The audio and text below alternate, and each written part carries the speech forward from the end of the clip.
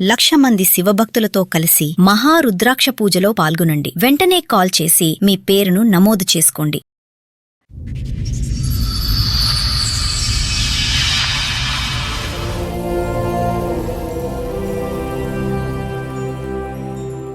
మా ఆయన 10 ఏళ్ల కిందటనే చనిపోయాడు.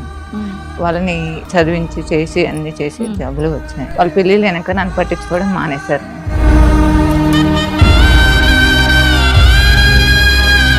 అందరూ హ్యాపీగా ఉన్నారా పిల్లలతో? మా మమ్మీ నుంచి సపరేట్ అయిన తర్వాత ఇప్పుడు ఇంకా హ్యాపీగా ఉంటారా? లైఫ్ హ్యాపీగా అనిపిస్తుంది.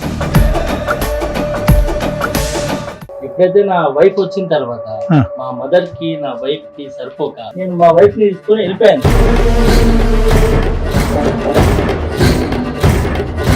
నాకు అన్నిట్లో తక్కువ చేసింది. నేను ఎందుకని మా అమ్మతో ఉండాలి?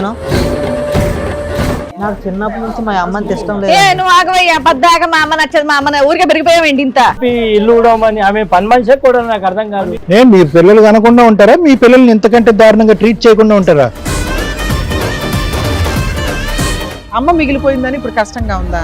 చంపేద్దాం అమ్మని పోని. అందరికి సావస్తాయి కానీ కొందరు రావట్లేదు అనుకుంటాను.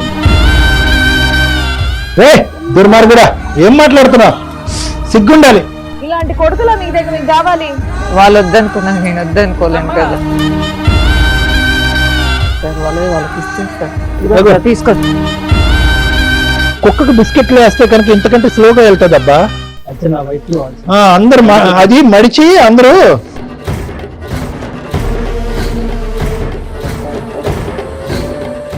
మగ పిల్లలు అయి ఉండి మీకు అమ్మ వాల్యూ తెలియలేదంటే చాలా అసహ్యంగా, చాలా బాధగా ఉంది. తల్లిరా, ఎన్ని కోట్లు ఇచ్చిన తల్లి ప్రేమ తీసుకురాలేరురా.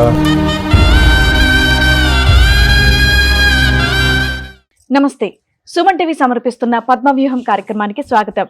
మరి ఈ కార్యక్రమంలో మనతో పాటు ఉన్నారు ప్రముఖ హైకోర్టు అడ్వకేట్ రమ్యాకుల గారు. నమస్తే మేడం. నమస్తే. ప్రముఖ సైకియాట్రిస్ట్ డాక్టర్ కళ్యాణ్ చక్రవర్తి గారు. నమస్తే సార్.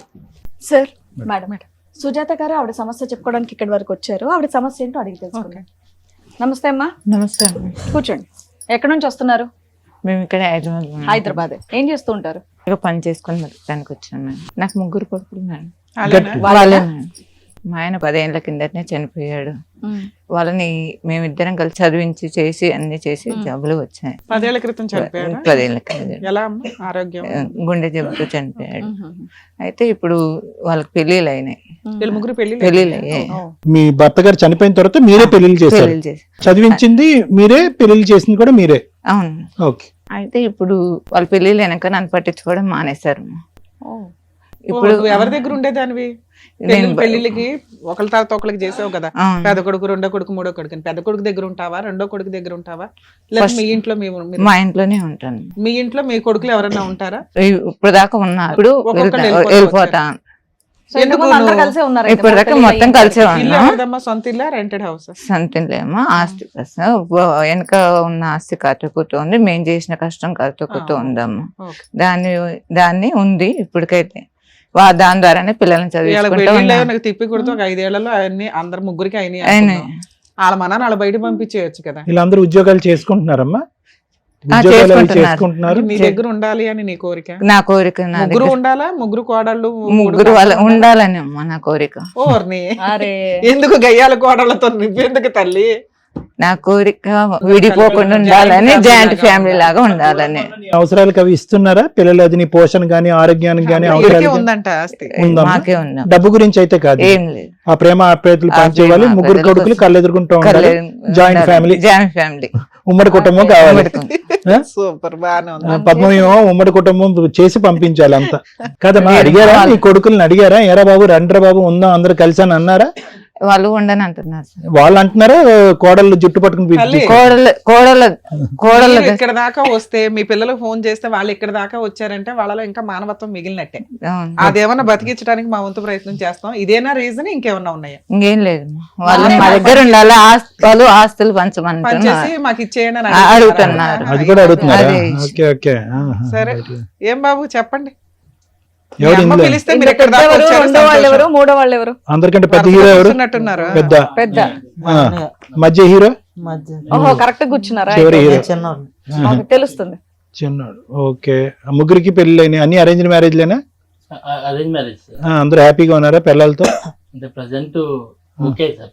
మా మమ్మీ నుంచి సపరేట్ అయిన తర్వాత ఇప్పుడు ఇంకా కొంచెం హ్యాపీగా ఉంటారా? లైఫ్ హ్యాపీగా అనిపిస్తుంది అంత ఇబ్బంది పెట్టింది ఏంటమ్మా? సార్. యాక్చువల్ ఏంటంటే నా పెళ్లి కాక ముందు దాకా కూడా మా మదర్ తోటే ఉన్నాం సార్ మేము. రైట్. ఎప్పుడైతే నా వైఫ్ వచ్చిన తర్వాత మా మదర్ కి నా వైఫ్ కి సరిపోక జగడం. నేను పొద్దున్న నుంచి ఆఫీస్ లో చేసి వచ్చి సాయంత్రం రాని వీళ్ళు మీ మమ్మీ అట్లా అని ఆమె ఇట్లా అని మా మదర్ చెప్పడం, కలిసి ఇట్లా కొట్లాడుకునే కంటే దూరంగా ఉండి అప్పుడప్పుడు కలిస్తే సంతోషంగా ఉంటాం అనే దానికి నేను మా వైఫ్ ని తీసుకొని వెళ్ళిపోయాను సార్. ఎంతకాలం పెళ్లిళ్ళు అయినాయా? అవ్వడానికి ముందే వెళ్ళిపోయావా?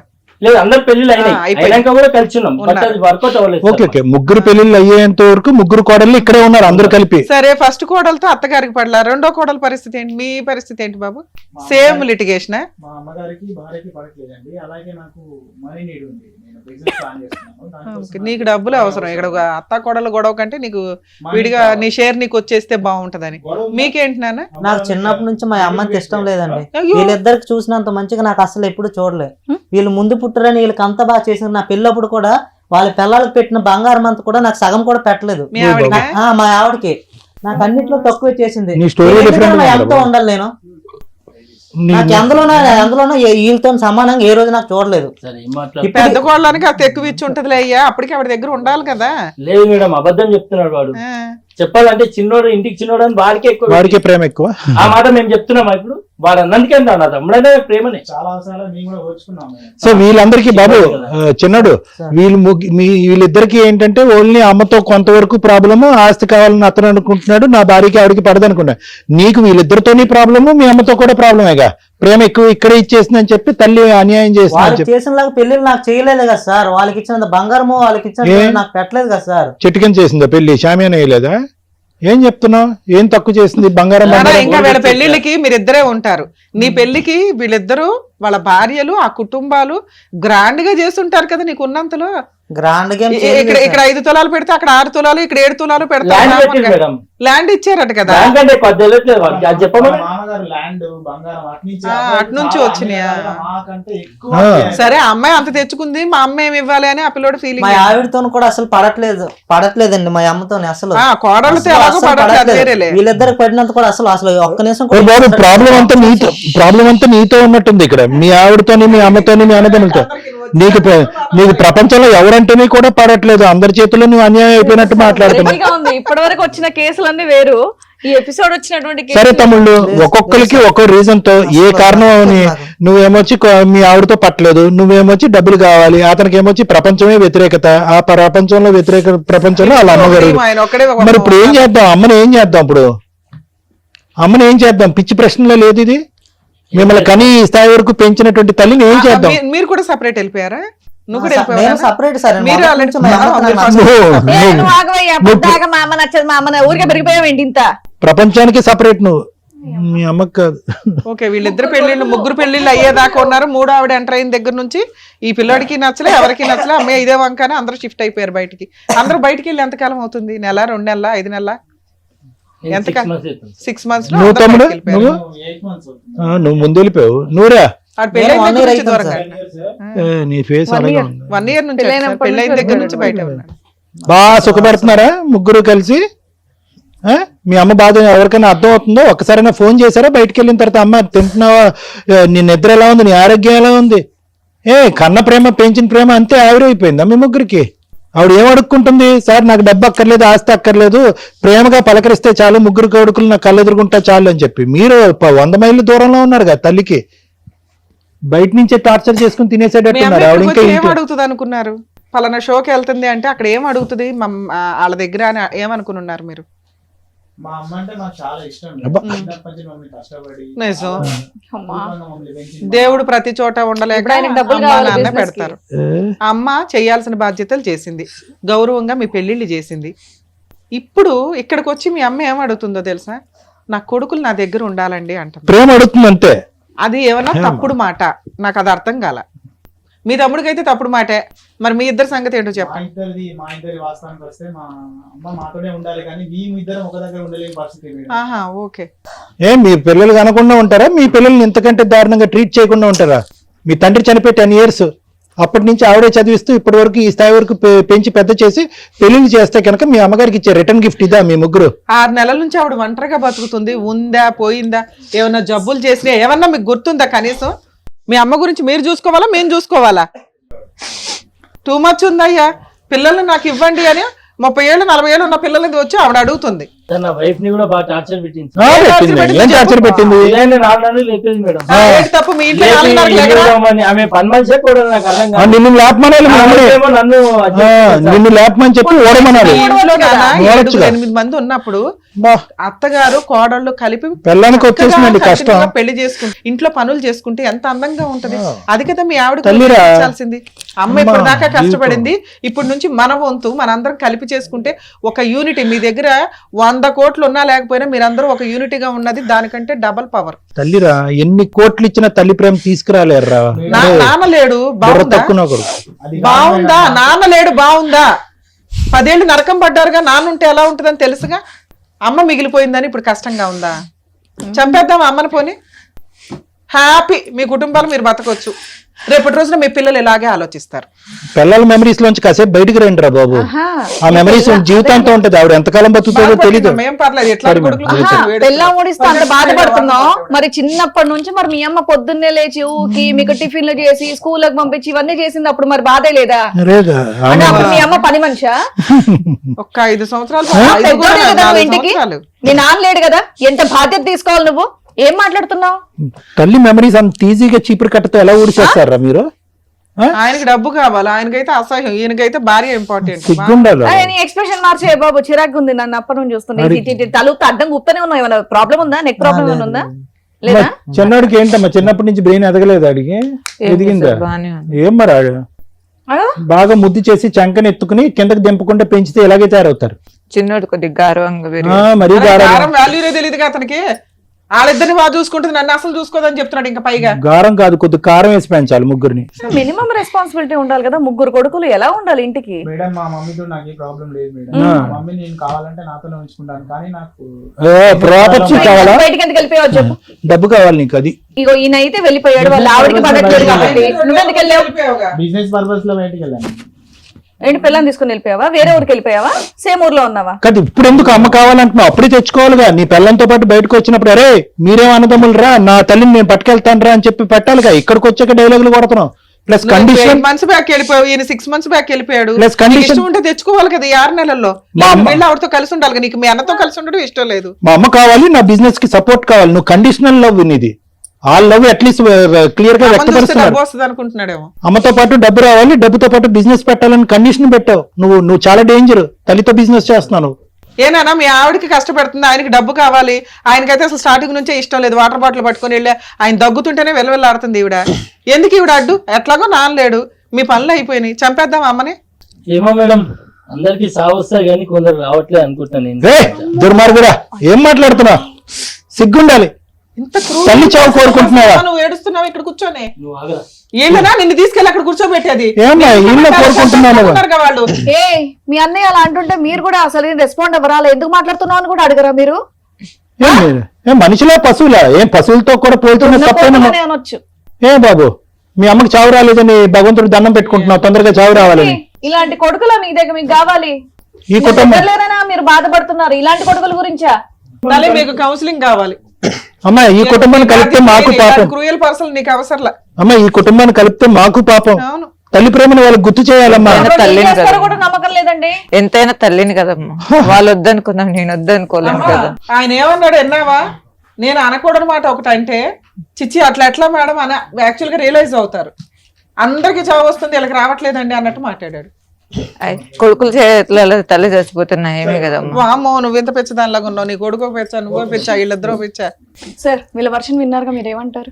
అమ్మా, ఎంత చిక్కుముడి సమస్య అంటే బహుశా మీ వయసు ఉన్నటువంటి మీకు అసలు తల్లినే పోగొట్టుకున్నా పర్వాలేదు. తల్లి చావు ఎప్పుడు వస్తే కనుక మేము సుఖంగా బతకచ్చు, తల్లి ఆస్తిపాస్తులు పంచుకుని తినచ్చు అని మీలాంటి వాళ్ళకి ఏం చెప్పాలో నాకు తెలియదు. కానీ ఇంత ఘోరాతి ఘోరంగా మాట్లాడుతున్నా కూడా ఒక తల్లి ఇందాక ఒకే ఒక మాట అన్నది, అమ్మ ఏందమ్మా ఈ కుటుంబాన్ని కలిపితే కనుక మాకమ్మా పాపము, ఇలాంటి వ్యక్తిని కలపమని దయచేసి మా చేతుల వెంట ఆ పాపాన్ని వద్దమ్మా అని అంటే కనుక తల్లి ప్రేమ కదా సార్ అనంది. అయిపోయింది, బ్రేకులు పడిపోయినాయి, మొత్తం ఎపిసోడ్కే బ్రేక్స్ పడిపోయినాయి.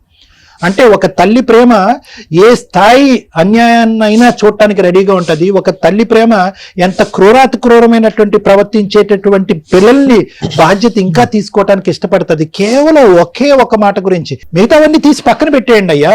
అమ్మా అని చెప్పి ప్రేమగా మీ ముగ్గురులో ఎవరు ఎప్పుడు ఆవిడ్ని ఆప్యాయతగా పిలిచారు ఒక్కసారి మీ గుండెల మీద చేసుకుని మాట్లాడండి. చావు గురించా కోరుకుంటారు? మీ తల్లి చావు గురించా? ఈ పాపం ఊరికే పోతుందా? మీ పిల్లలతో మీరు జీవితాంతం అంత సుఖంగా బతుకుతారా? మీరు పిల్లలు కనరా? ఆ పిల్లలు మీకు ఈ అన్యాయం చూపెట్టరా? ఏమనుకుంటున్నారు మీరు? ఏం కావాలి మీకు? ఇదంతా మీ పిల్లలు నేర్పించిన విద్యనా, లేదంటే మీకు వచ్చినటువంటి ఐడియాసా? ఒకడు బిజినెస్ అంటాడు, ఒకడేమో వచ్చి మా పిల్లాన్ని 4:30కి లేపింది కాబట్టి మా అమ్మ టార్చర్ పెట్టింది అంటాడు. ఇంకోడేమో వచ్చి నా జీవిత కాలంలో తల్లి ప్రేమే చూడలేదండి, నా తల్లి మించినటువంటి రాక్షసే లేదు, మా అన్నదమ్ములు రాక్షసులే, మా తల్లి రాక్షసే అని అంటాడు మూడోవాడు. మీ ఇద్దరు బట్టే కదా మూడోవాడు నేర్చుకునేది. మీ ముగ్గురికి ఎప్పుడు రియలైజేషన్ వస్తుందో నాకు తెలియదు మా అన్న. ఒక్క మాట అయితే చెప్తున్నా, ఈ రోజు నిజంగా మీ మనస్సాక్షి మీద చెయ్యేసుకుని మా అమ్మ ఈ తప్పు చేసిందండి, మా అమ్మ అన్యాయం చేస్తుందని చెప్పండి. మీ గత స్మృతుల్లోకి వెళ్ళండి. మీ అమ్మ ఎంత కష్టపడిందో ఆలోచించండి. మీ నాన్నగారు ఉండగా వాళ్ళిద్దరూ ఎంత కష్టపడ్డారో ఒక్కసారి ఊహించుకోండి. మీ నాన్నగారు చనిపోయిన తర్వాత ఒంటి చేతి మీద మీ అమ్మ మీ ముగ్గురిని ఎలా సాకిందో ఒక్కసారి ఆలోచించండి. పిల్లలు వస్తే కనుక దేవుళ్ళు అయిపోరు నాన్న మీ ఇద్దరు. ఎల్లకాలం ఈ సంతోషాలు సుఖాలు ఉండవు. ఒక్కసారి ఆలోచించుకోండి. ఇవి నిజంగా మీరు ఆలోచించి మాట్లాడేటటువంటి మాటల, ఆలోచించి తీసుకున్నటువంటి నిర్ణయాలా, లేదంటే మీ పిల్లలు వెనకాతల నుంచి ఆడించేటటువంటి నాటకమా? ఏం జరుగుతుంది ఇక్కడ? మమత గారు, ఒకటి నేను చెప్తున్నా, నిజంగా ఆస్తి గురించే అనుకుంటున్నాను. అంటే మరి నాకు తెలియదు దేని గురించి వీళ్ళు ఈ నాటకం ఆడుతున్నారు. నిజంగా ఆస్తి గురించే అయితే కనుక ఆస్తి నిజంగా మీకు అవసరమా? నాకు అవసరం లేదు సార్, వాళ్ళకి ఇచ్చేస్తాను. ఇదిగో తీసుకోండి. ఓరి కక్కుతు మొహాలారా, మరి కుక్కకు బిస్కెట్లు వేస్తే కనుక ఇంతకంటే స్లోగా వెళ్తుంది అబ్బా. ఏమ్మా నన్ను అడగాలిగా, చెప్తా. యాక్చువల్ నా వైఫ్ అందరు అది మడిచి అందరూ సార్ నాకు ప్రాపర్టీ కావాల్సింది ఒక బిజినెస్ పర్పస్ లోనే సార్. నాకు తల్లి అంటే ఎలాంటి ద్వేషం లేదు, నా భార్య కూడా ఎలాంటి ప్రాబ్లం లేదు. నీ బిజినెస్ సపోర్ట్ చేయని తల్లి కూడా నీకు కొద్దిగా, అదే నేను ఇందాకటి నుంచి అంటున్నాను. నీ బిజినెస్ నీ తల్లి కావాలంటే నీ బిజినెస్ కావాలి సార్. నాకు ఓన్లీ బిజినెస్ కి అమౌంట్ కావాలి. అమౌంట్ ఇవ్వదు, తల్లి కావాలా వద్దా? కావాలి sir. Be for my mother. గుడ్ లో మెల్ల స్టార్టింగ్ నుంచి ఆ పిల్లాడు ఒకటే మాట్లాడు. సరే madam. Thank you sir. Madam ముచ్చటగా ముగ్గురు మగపిల్లల్ని కన్నావు, హ్యాపీగా గౌరవంగా తెలియజేస్తావు. కానీ మీరు అనకూడని ఒక మాట అనేసారు. అందరూ పోతున్నారు మేడం టైం వచ్చి. మీ నాన్న చనిపోయినప్పుడు మీ అమ్మ చనిపోయి ఉంటే మీ లైఫ్ స్టైల్స్ ఎలా ఉండేయో తెలుసా? రోడ్డు మీద ఒక 10 years బ్యాక్కి వెళ్తే మీ ఏజ్లు క్యాలిక్యులేట్ చేద్దాం. అప్పుడు మీరు ఒక రకంగా అమ్మ కూచులు. ఈ రోజున మేసాలు వచ్చి పెళ్ళిళ్ళు అయిపోయి మగాళ్ళు అయిపోయేసరికి మీ ఆలోచన విధానం మారింది. మళ్ళీ మీకు 35, 40 వస్తాయి చూడు, అమ్మ వాల్యూ తెలుస్తుంది. ఒక ఏజ్ వరకు అమ్మ కూచులే 18 years వరకు. ఆ తర్వాత అమ్మకి ఏమీ తెలీదు, వేస్ట్ ఫెలో. ఆ తర్వాత అసలు అమ్మ వేస్ట్, అసలు అమ్మ లేకపోతే చాలా బాగుంటుంది. అమ్మ లేని జీవితం ఎంత నరకంగా ఉంటుందని 40s, 45s వచ్చినాక అర్థమవుతుంది. మగపిల్లలు అయి ఉండి మీకు అమ్మ వాల్యూ తెలియలేదంటే చాలా అసహ్యంగా, చాలా బాధగా ఉంది. ఇక్కడ నా కొడుకుల్ని నాకు ఇవ్వండి అని ఒక తల్లి వచ్చి అడిగితే మీరు అడుగుతున్నది మా భార్యలు, అమ్మ కోడళ్ళు. కాస్త ఈ ఎపిసోడ్ చూస్తే మీరు అత్తలు అవుతారమ్మా, ఈవిడేవి గయ్యాలి అత్తగారు కాదు. మీ ముగ్గురు భర్తల్ని పోషించి ఒక వయసుకు తీసుకొచ్చి ఉద్యోగాలు వచ్చేలాగా చూసి ఓ మంచి కుటుంబాల నుంచి మిమ్మల్ని తీసుకొస్తే తిప్పి కొడితే 3 ఏళ్లకి మీకు అత్త నచ్చక అత్త గయ్యాలైపోయి బయటికి వెళ్ళిపోయారు. ఇలాంటి ఒక సమాజంలో రేపటి రోజున మీ పిల్లలు ఇదే చూస్తారు. మీరు అత్తలు అవుతారు, మీ హస్బెండ్లు నాన్నలు అవుతారు, మీ పిల్లలకి మీరు ఇదే పరిస్థితి ఫేస్ చేయాల్సి ఉంటుంది. అబ్బో చెప్పావమ్మా చాలు అనుకుంటే చూడండి రేపటి రోజున జరిగేది ఇదే. ఈ రోజు మోరల్ వాల్యూస్ ఉన్న పిల్లలే ఇలా ఉన్నారు. ఎవ్రీ 5 yearsకి ఫాస్ట్గా చేంజ్ అవుతున్న జనరేషన్లో మీరు ఉన్నారు. మీ పిల్లలు ఎంత ఫాస్ట్గా ఆలోచిస్తారో ఒక్కసారి ఆలోచించండి. ఈ రోజున మీరు మీ అత్తగారిని దగ్గరకు తీసుకోలేకపోతే మీ మగవాళ్ళని కంట్రోల్ చేసే అర్హత ఇంకెవ్వడికి లేదు. ఇక్కడ వాళ్ళని చెడగొట్టి తీసుకెళ్తే మీ గొయ్య మీరు తవ్వుకున్నట్లే లెక్క. ఎవరినొకరు తగులుకుంటారు, ఎవరికి సమాధానం చెప్తారు? అత్తే మీకు అవసరం లేనప్పుడు ఎవరొచ్చి అడుగుతారు మీ ఆయన అక్రమ సంబంధాలు పెట్టుకున్నారని? అప్పుడు విడిపోయి డైవర్సులు తీసుకొని పిల్లల్ని తీసుకొని బయటకు వెళ్తే మీరు అనాథలు అవ్వాలి. ఆ రోజు వండి పెట్టడానికి అమ్మ కూడా ఉండదు. మీకు గౌరవంగా ఈ రోజున పెళ్లిళ్ళు అయినాయి అంటే మీ అమ్మ ఉండడం వల్ల అయ్యింది. కనీసం ఆ విశ్వాసం లేకుండా గౌరవంగా అన్నీ చేసుకుని ఆవిడ వెళ్తే ఆ పిల్లాడేమో మాకు ఈక్వల్గా ఇవ్వలేదు, ఈయనేమో ఆస్తుంటే బాగుండు, కనీసం ఏదో గుడ్లో మెల్లయ్యే అమ్మ అంటే ఇష్టమని మాట్లాడుతున్నావు, వదినతోటి అన్నతోటి పడలేదండి బయటికి వెళ్ళాను అన్నావు. కనీసం అప్పుడు 6 నెలల నుంచి అన్న బయటికి వెళ్ళిపోతే అమ్మ ఎలా ఉంది అని మీరు వెళ్ళి మాట్లాడుకోవాలి. మీరేమీ కష్టపడి సంపాదించింది లేదు. ఆయన ఆవిడ కూడబెట్టిన ఆస్తికి కుక్కలు పడినట్టు పడ్డారు చూసారా. ఏమి అర్హత ఉంది మీకు? వాళ్ళ భర్త సంపాదించిన ఆస్తి ఆయన ఆల్రెడీ వీలునామా రాసి ఆవిడ పేరు మీద రాశాడు. ఆవిడ విసిరేస్తే తీసుకోవడానికి మీకు సరిపోద్ది అనుకుంటున్నారా? మీకు సేల్ రిజిస్ట్రేషన్ చేసినా క్యాన్సిల్ చేసుకునే రైట్స్ ఆవిడకున్నాయి. అందులో చిల్లి గవ్వ కూడా మీకు రాదు. పేపర్స్ నోరు మూసుకొని ఆవిడకి ఇవ్వండి. నిజమైనటువంటి ప్రేమ అయితే సిగ్గుండాలి కదా. మాతోటే ఉందమ్మా. అమ్మ నువ్వు మాతోటే ఉందమ్మా. మాకు ఆస్తి వద్దమ్మా, నువ్వే కావాలమ్మా మాకు.